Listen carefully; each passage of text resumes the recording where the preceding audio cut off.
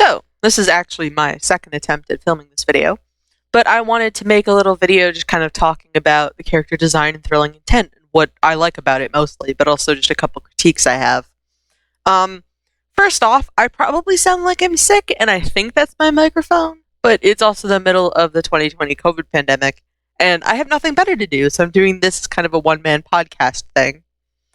Also, my mouse is not completely on point as to where it should be. Like, this is supposed to be circling Ash's head, and it probably is over here. So, I will try and draw where I can to highlight things, and it's follow the colors mostly more than the mouse. So, starting off importantly, we have, the main cast. And an interesting, a very common concept in character design is to take a shape and use it as the primary build for a character. The idea being basically that that shape alone can define the character. And you see a lot of that between these three. Ash's head is round. That's not disputable, really. She's got a very round chin. Her eyes are kind of more round compared to the others, like right here. Her nose is a little more round. It kind of juts up. She's got very defined shoulders. Gregor has a triangle chin. He's got a triangle nose. His eyes are kind of slightly more pointed, more definably pointed. Pointed eyebrows, pointed hair. You can look at his armor even as being kind of triangle in shape. That's not even a triangle, like this. Like lots and lots of triangles. Even his sleeves kind of triangle look.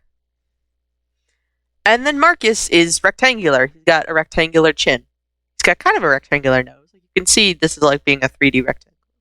Kind of. More rectangular eyes, but not as much because of the style of the eyes. He's got a rectangular body, a rectangular cloak. They're all very different shapes.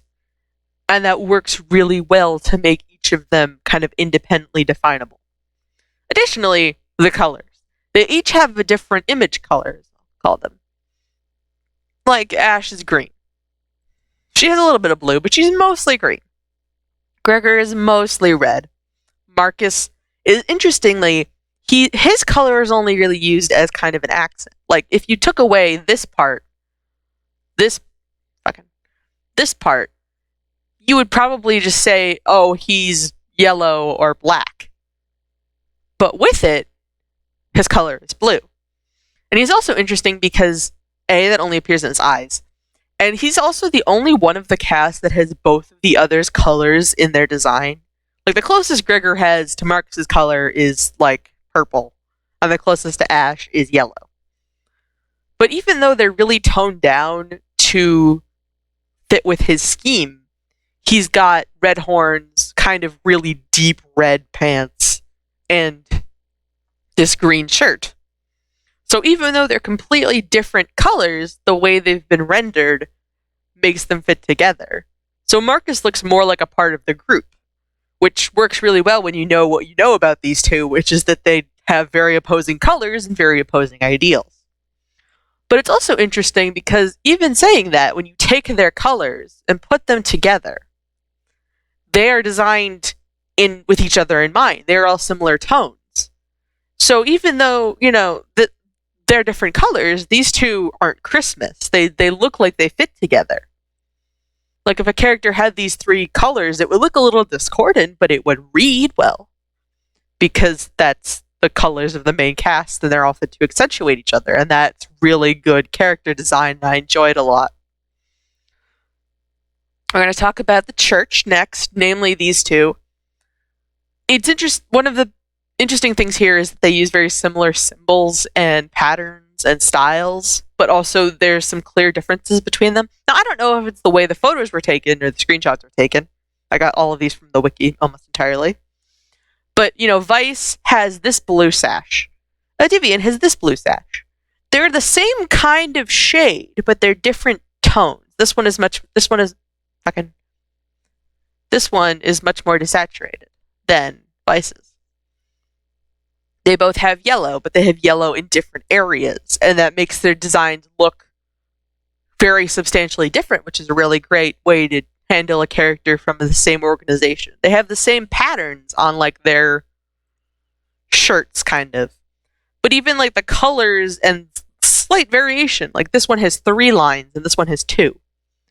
The colors, again, they're kind of more vibrant on this one. They have similar marks on their jackets, even though their jackets are pretty different looking. And they use the symbol of the church in different ways. The Divian has his on the top of his staff, like, hey, I'm in charge. And Vice just has his on a shirt, like he looks more like a grunt as a result. And if we look at the Paladins, who I believe are called the Paladins of the Red Hand, they have a similar pattern. So the church's one looks like this, and it's kind of, there's like triangles, or whatever faction of the church these two are from. Paladins of the Red Hand have a very similar design for their symbol, like this. So you see these, and you can say, well, these are probably related, if not outright the same group, especially because they use a lot of the same colors, even in different quantities. A lot of gold in this light blue, as opposed to the dark blue or the red. And even then, the red is used as an accent here and an accent on these like trouser things. So while they don't look a ton alike, you can see some of the relation, that these are some part of the same organization. And that's, again, very good character design. These people are in the same group, but dressed differently and have different looks to them, but they fit together. Now, I have a lot of opinions about Alaron and Honorant, so we're going to go over those two next. First off is Alaron, of course. Now, compared to the main group, who are all different colors, Thog is almost entirely monochrome. The only color on him, almost at all, is like his skin. Which, that's not really a color in his design very much. Like, you wouldn't use his skin tone as an accent. If you wanted to add an accent specifically of a color, you would have to introduce a new one. Which kind of carries with it the implication that it helps him fit in. Like, he can sit in any scenario, and his colors will complement whoever else is there, unless they're like fucking Baron Ovens, and even then, he'd still going to look pretty good. And again, to begin, I'm not Jackson, so I didn't design these. I don't know what he was thinking or what he was told when he designed these. But I'm implying what I am gaining from the design. Sometimes it's obviously intentional, but I think it still works. And I think coincidence is a totally fine thing to analyze in character design. Then we have someone like Karen. Karen is wealthier than Thog. This is notable because she is the head of Meanshire. She is the CEO. Her design has color. She's got this red, kind of this like brownish red, and lots of blue.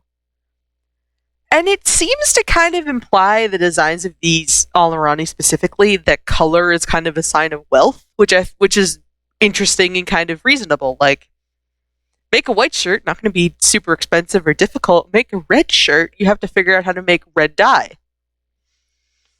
So, and black, for instance, could just be made with whatever the heck they have left over. Like, oh, we need something that colors this shirt to sell for like $2 extra. Let's use black. And it works very well as an accent. So even though these two are, from the same country, they do have different aspects of their design in that she has more color. A lot of them use white, but that, again, is kind of having to do with them being poorer. But then we look at like the copywriter. These two both have a lot of blue. He's got some yellow, but that, similar to Thog, they all use primarily silver as an accent, rather, not gold. Which, presumably because gold is, again, very expensive and very useful. It's a monetary thing, so why would you use it as an accent in your outfit unless you were incredibly wealthy? So you can see here that even though his face is desaturated, the clothes of his colors, the color of his clothes are desaturated, he's still Alarani. And he still has he's very, very, very wealthy, just based on that. But speaking of gold, we have Gavis, and Gavis has gold on his outfit. He has incredibly bright, saturated colors on his outfit, even like his belt. His hair even has more color than a lot of these guys. These two just kind of have black hair, and his at least has a little bit of brown to it. So you can kind of just see from that he is wealthier than all three of these people, that there is a clear structure here, and that's true. He is wealthier than these three people. Although it also brings an unintended, maybe an unintended, but an unfortunate implication being that the only two characters in all of Thrilling Intent that I can think of as openly fat would be Gavis and his big circle body and the copywriter, who are both incredibly wealthy people and also kind of huge assholes, at least somewhat. Like, the copywriter is pretty much outright a villain, and Gavis is at least a questionable person at best. So even though it's kind of the easy to read trope of have money equals fat, because you don't have to work as much as, say, these two who, like, Karen's really skinny, which kind of implies she probably works herself to death, it's still not a great look.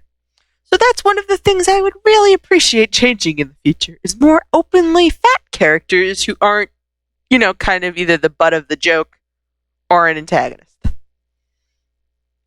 Morin has color in his hair, but even then, it's incredibly desaturated. He is incredibly, like, a desaturated blonde. Like, if we look at this color, like, this color is Morin's hair, and he is blonde.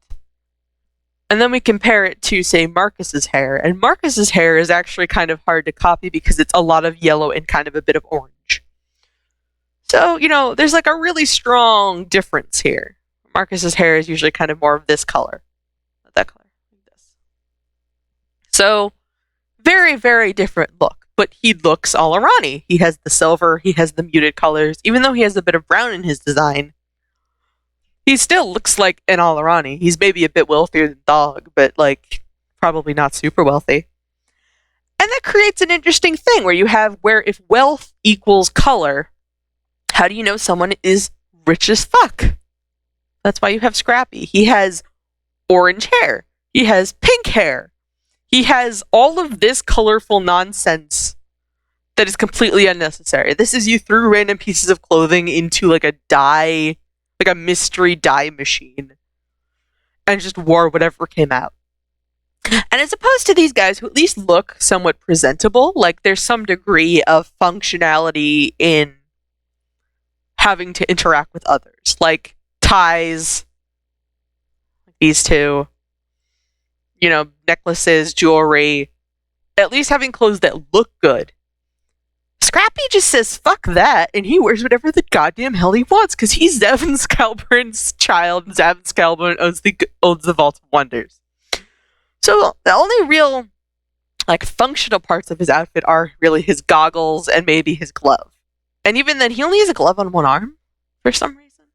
So just, random bits of lines and color, and you get a lot about who he is as a person, which is that he is rich as all get out, and people are going to have to come to him anyway, so it doesn't really matter what he dresses like now, does it?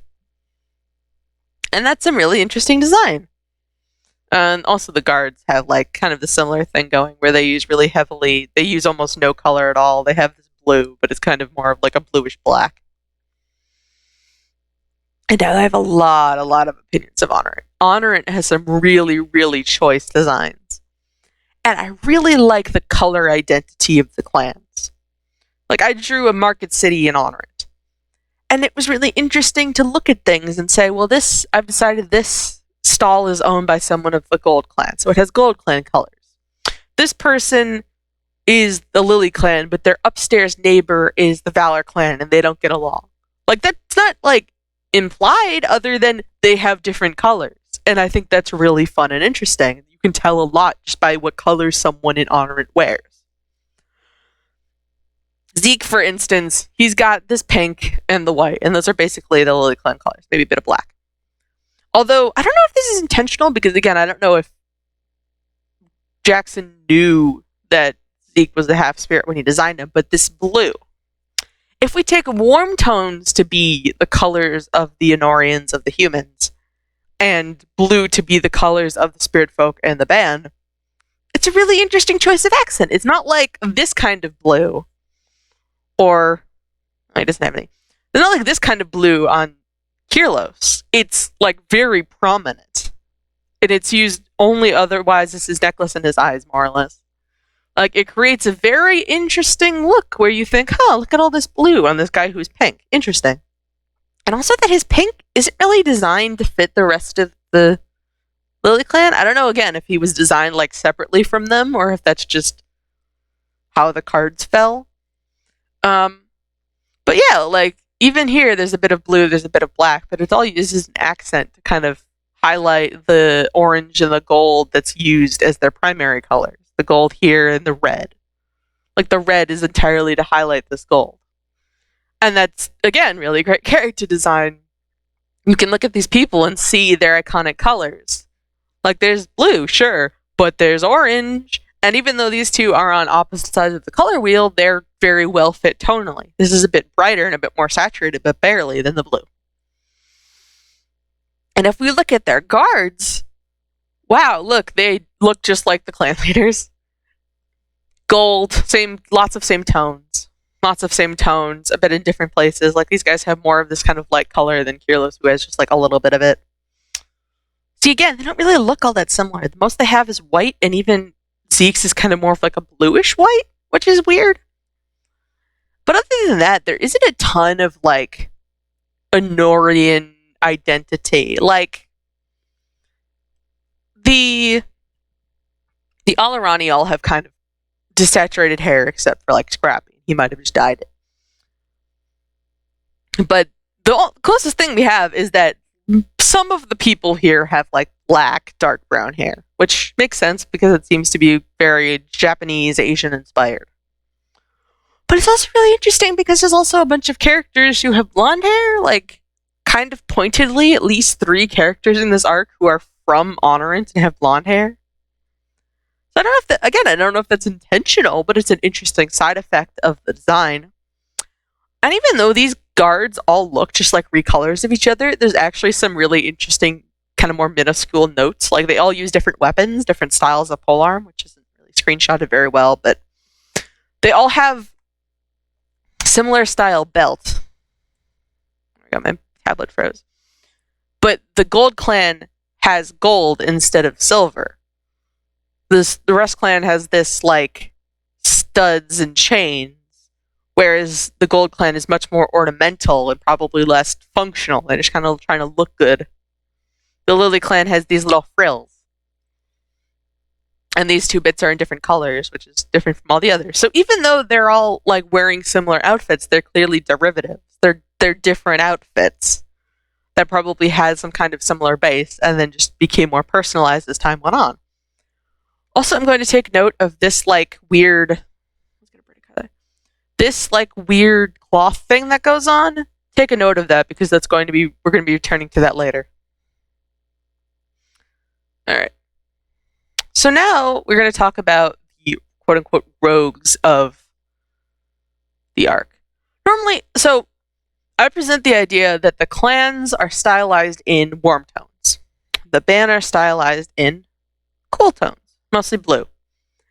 So it's interesting to note that most of the clanless characters who are specifically from Honorant, not like the mercenaries, have blue and purple as their primary tones.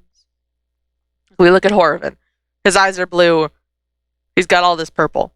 And it's accentuated very heavily with like silver and a bit of red. And you can see, you look at him and you go, okay, based on that, he's probably somewhere in the middle. Like maybe he's a little bit more on one side than the other, but he's pretty in the smack dab in the middle with all this purple. And even Zelvetta, he's got this kind of purpley stuff, but even then it's kind of, it looks almost red and orange, but it's definitely kind of tinging more towards purple. And this blue, and this blue, and this blue, like there's a lot of blue in his design, which is interesting compared to the warm browns and kind of almost reddish tones. And we know about, now we know about his history as technically part of the Oath Clan, but is that intentional? Does he notice it? Colvin has something kind of similar. Lots of purple, lots of blue, but also warm tones of Honorant. Again, is it intentional? Is this just the way they dress? Who knows? It's a great character design flaw, though. Great character design note. And this is also where I'm going to notice that these are probably both based on the Gambler's Pants from Final Fantasy XIV, but I do want to just point out that this is like the same kind of style. And I really like characters having like similar styles from similar places. Like, they're both from Honoran, so it stands to reason that could absolutely be an Honorian style in an Honorian fashion.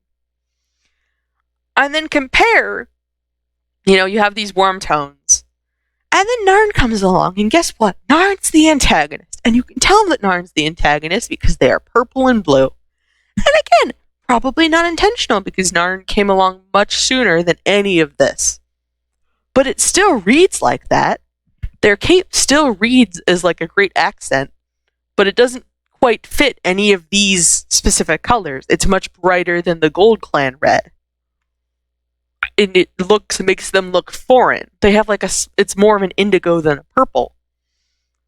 It's, you put them next to all these guys and you go, oh, those people are probably on different sides. Look at how their colors don't fit together. So then we come along to the band, and the band are where they have some of the most confusion. Because again, they have like blues and white, which is a great color identity.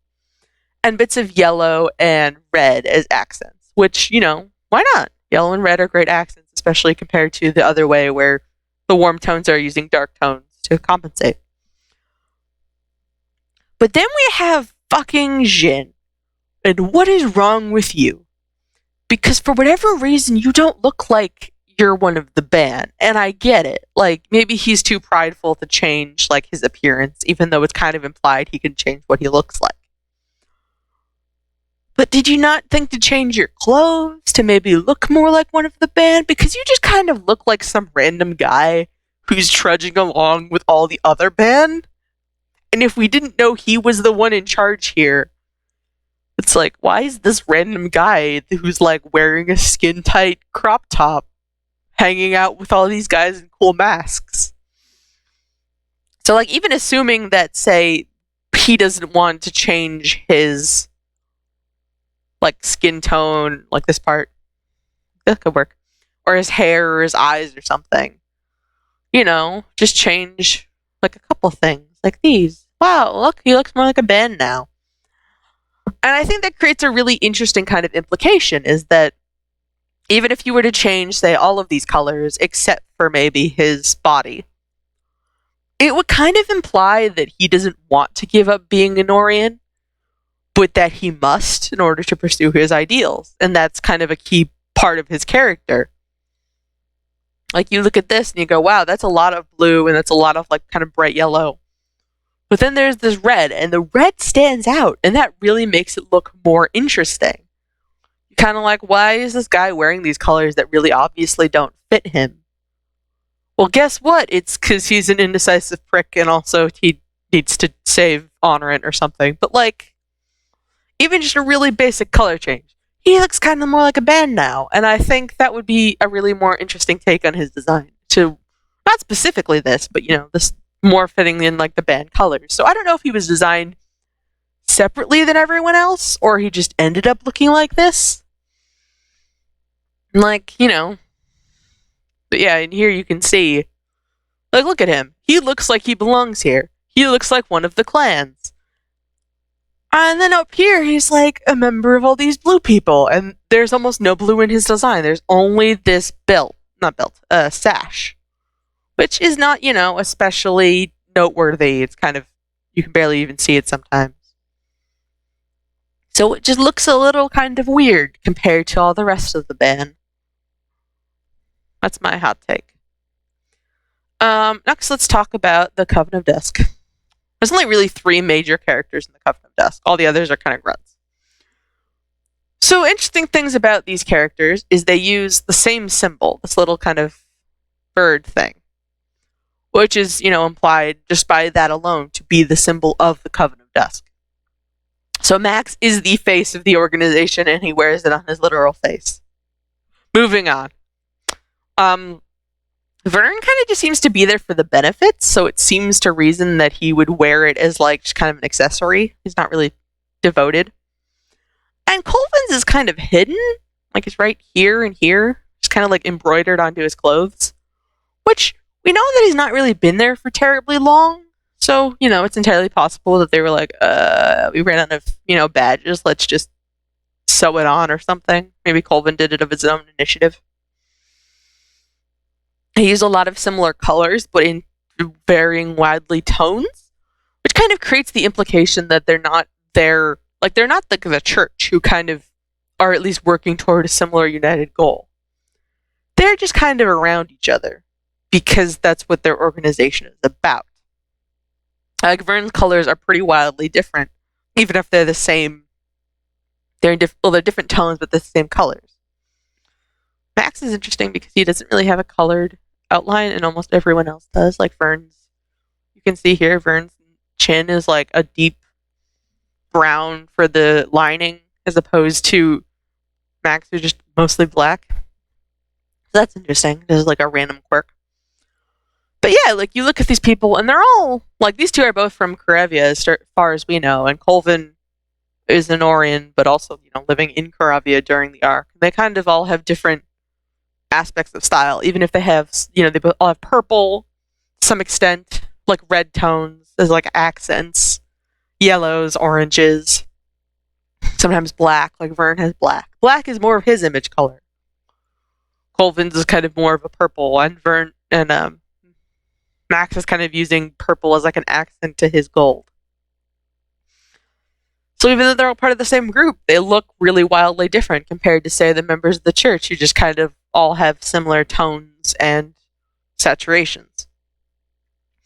And then just finally the Varanovans, because I think it's interesting how they all wear incredibly bright, incredibly useless clothes. Like, is this like an undershirt? Why does it have a boob window? How do you put Chardonnay's top on? Is it, why do you need like a cloak that is a jacket if you're not going to wear the jacket? Like, I love that design choice. It's an ugly cloak. It's a Howl's Moving Castle cloak. Fucking Rory not having a shirt, even though he's wearing 2 ties and a coat. Like, they're all, if we take Oleron and their lack of color as a sign of lack of wealth, these guys are either all rich as fuck or trying to pass themselves off as such, and we kind of know that to be true with this guy. And even, you know, they've got really bright hair, except for Chardonnay, but even then, she's accentuated very well by the blues and the pinks and the purples. Like, you look at her and you say, oh, look at all those bright tones, even though she's wearing black pretty heavily as one of her colors. Almost the only thing about any of these people that is, like, even remotely functional is, like, if you want to use these rings as, like, a knuckle duster or this cane as a weapon, and that's about it. So, yeah, that's more or less what I had to say about the designs. I just really thought it would be fun to talk about how these characters work in comparison to each other, because it's really easy to create designs, but if they don't look like they belong in the same world, then they don't look like real people, and that's kind of a problem. Like, even though these are totally different colors, totally different tones, they all look like they're from the same environment, at least a little bit. Like similar face shapes, similar eye shapes, similar skin tones. And that works really well. So thank you for watching.